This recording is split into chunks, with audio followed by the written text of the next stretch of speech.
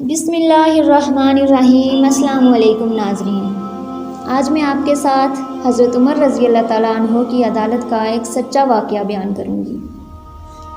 دو نوجوان حضرت عمر رضی اللہ تعالیٰ عنہ کی محفل میں داخل ہوتے ہی محفل میں بیٹھے ایک شخص کے سامنے جا کر کھڑے ہو جاتے ہیں اور اس کی طرف انگلی کر کے کہتے ہیں، یا عمر، یہ ہے وہ شخص۔ عمر رضی اللہ تعالیٰ عنہ ان سے پوچھتے ہیں، کیا کیا ہے اس شخص نے؟ یا امیر المومنین، اس نے ہمارے باپ کو قتل کیا ہے۔ عمر رضی اللہ تعالیٰ عنہ پوچھتے ہیں، کیا کہہ رہے ہو؟ اس نے تمہارے باپ کو قتل کیا ہے؟ عمر رضی اللہ تعالیٰ عنہ اس شخص سے مخاطب ہو کر پوچھتے ہیں، کیا تو نے ان کے باپ کو قتل کیا ہے؟ وہ شخص کہتا ہے، ہاں امیر المومنین، مجھ سے قتل ہو گیا ہے ان کے باپ کا۔ عمر رضی اللہ تعالیٰ عنہ پوچھتے ہیں، کس طرح قتل ہوا؟ وہ شخص کہتا ہے، یا عمر، ان کا باپ اپنے اونٹ سمیت میرے کھیت میں داخل ہو گیا تھا۔ میں نے منع کیا، باز نہیں آیا تو میں نے ایک پتھر دے مارا جو سیدھا اس کے سر پر لگا اور وہ موقع پر مر گیا۔ عمر رضی اللہ تعالیٰ عنہ کہتے ہیں، پھر تو قصاص دینا پڑے گا، موت ہے اس کی سزا۔ نہ فیصلہ لکھنے کی ضرورت، اور فیصلہ بھی ایسا اٹل کہ جس پر کسی بحث و مباحثے کی بھی گنجائش نہیں۔ نہ ہی اس شخص سے اس کے کنبے کے بارے میں کوئی سوال کیا گیا، نہ ہی یہ پوچھا گیا ہے کہ تعلق کس قدر شریف خاندان سے ہے، نہ ہی یہ پوچھنے کی ضرورت محسوس کی گئی ہے کہ تعلق کس معزز قبیلے سے تو نہیں۔ معاشرے میں کیا رتبہ یا مقام ہے، ان سب باتوں سے بھلا عمر رضی اللہ تعالیٰ عنہ کو کیا مطلب ہی کیا ہے؟ کیونکہ معاملہ اللہ کے دین کا ہو تو عمر رضی اللہ تعالیٰ عنہ پر کوئی اثر انداز نہیں ہو سکتا، اور نہ ہی کوئی اللہ کی شریعت کی تنفیذ کے معاملے پر عمر رضی اللہ تعالیٰ عنہ کو روک سکتا ہے۔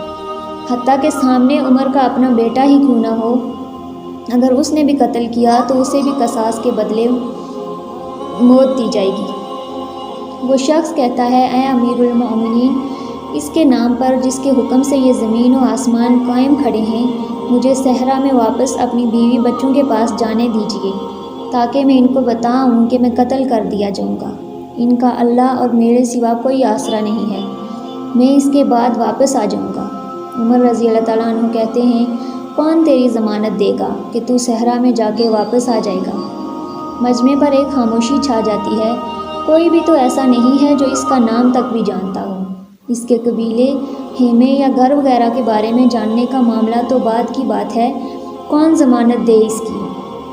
کیا یہ 10 درہم کے ادھار یا زمین کے ٹکڑے یا کسی اونٹ کے سودے کی ضمانت کا معاملہ ہے؟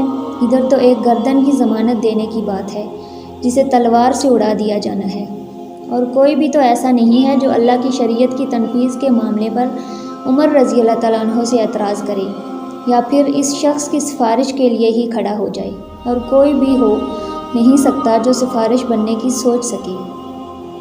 محفل میں موجود صحابہ پر ایک خاموشی سی چھا گئی ہے۔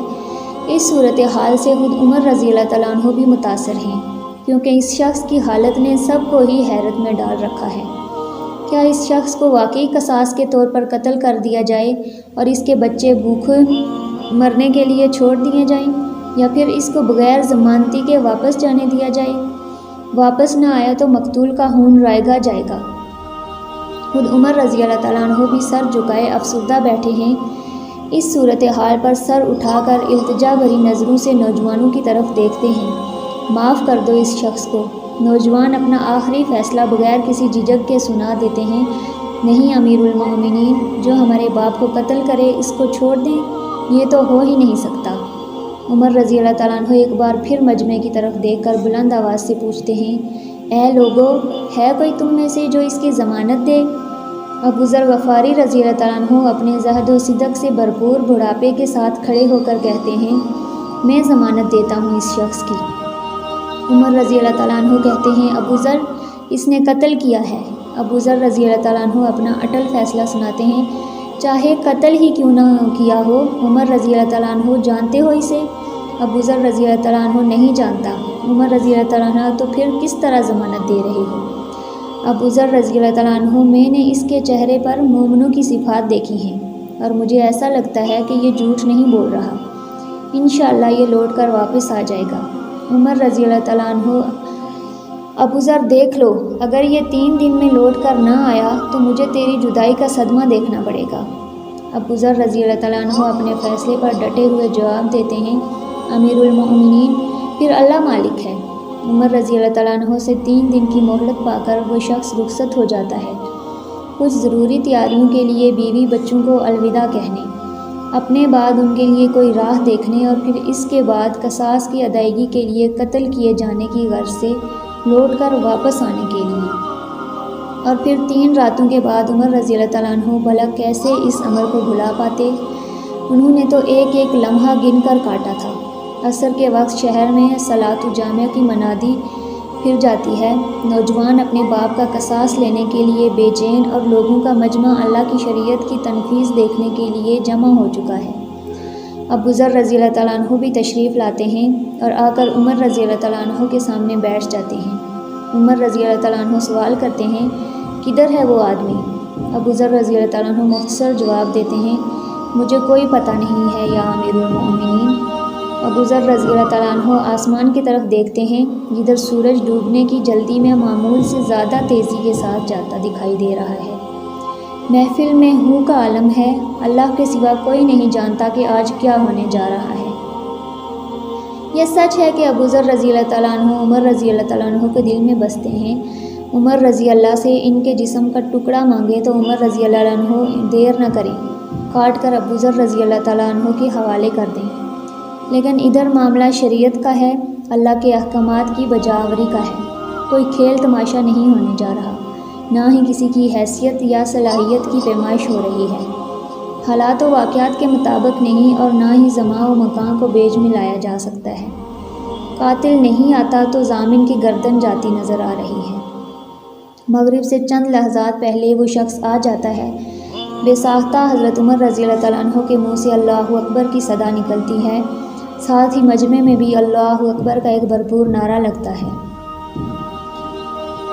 حضرت عمر رضی اللہ تعالیٰ عنہ اس شخص سے مخاطب ہو کر کہتے ہیں، اے شخص، اگر تو لوٹ کر نہ بھی آتا تو ہم نے تیرا کیا کر لینا تھا؟ نہ ہی تو کوئی تیرا گھر جانتا تھا اور نہ ہی کوئی تیرا پتہ جانتا تھا۔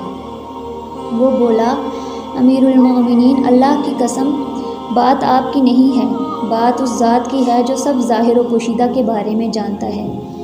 دیکھ لیجئے، میں آ گیا ہوں اپنے بچوں کو پرندوں کے چوزوں کی طرح صحرا میں تنہا چھوڑ کر، جدھر نہ درخت کا سایہ ہے اور نہ ہی پانی کا نام و نشان۔ میں قتل کر دیے جانے کے لیے حاضر ہوں۔ مجھے بس یہ ڈر تھا کہ کہیں کوئی یہ نہ کہہ دے کہ اب لوگوں میں سے وعدوں کا ایفا ہی اٹھ گیا ہے۔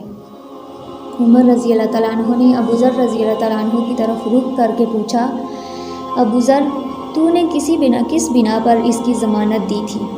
ابو ذر رضی اللہ تعالیٰ عنہ نے کہا، اے عمر، مجھے اس بات کا ڈر تھا کہ کہیں کوئی یہ نہ کہہ دے کہ اب لوگوں سے خیر ہی اٹھا لی گئی ہے۔ سید عمر رضی اللہ تعالیٰ عنہ ایک لمحے کے لیے توقف کیا اور پھر ان 2 نوجوانوں سے پوچھا کہ کیا کہتے ہو اب؟ نوجوانوں نے، جن کا باپ مرا تھا، روتے ہوئے کہا، اے امیر المومنین، ہم اس کی صداقت کی وجہ سے اسے معاف کرتے ہیں۔ ہمیں اس بات کا ڈر ہے کہ کہیں کوئی یہ نہ کہہ دے کہ اب لوگوں میں سے عفو و درگزر ہی اٹھا لیا گیا ہے۔ عمر رضی اللہ تعالیٰ عنہ اللہ اکبر پکار اٹھے اور آنسو ان کی دھاڑی کو تر کرتے نیچے گرنے لگے اور فرمایا، اے نوجوانوں، تمہاری عفو و درگزر پر اللہ تمہیں جزائے خیر دے۔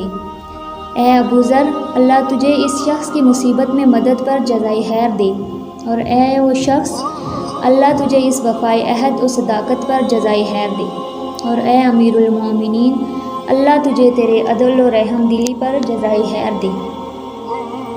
اگر آپ کو آج کی ویڈیو اچھی لگی ہو تو لائک، شیئر اور سبسکرائب ضرور کیجیے۔